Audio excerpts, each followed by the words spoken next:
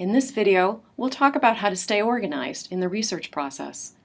Dana, a business student at Bethel, now has a research question and a list of keywords that she's going to use to begin searching.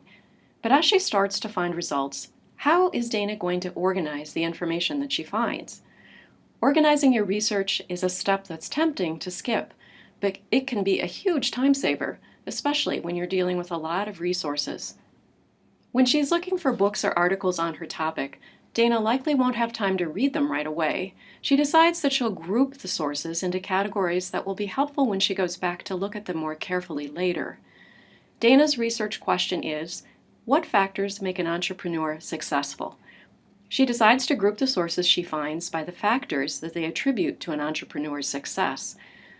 So if there are several articles focusing on education or life experience as a factor in determining success, Dana may want to make note of that. She could open up a Word or Google Doc or even write things down on scratch paper to start taking notes on the themes that she's noticing.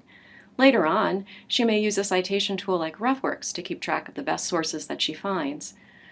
If other research suggests that certain personality traits correlate with small business success, she may want to add that as a category and save some of the sources that talk about this factor. Socioeconomic conditions could form a third type of factor that may be supported in the research. Now Dana has a few potential groups that she can use to organize the sources that she's found.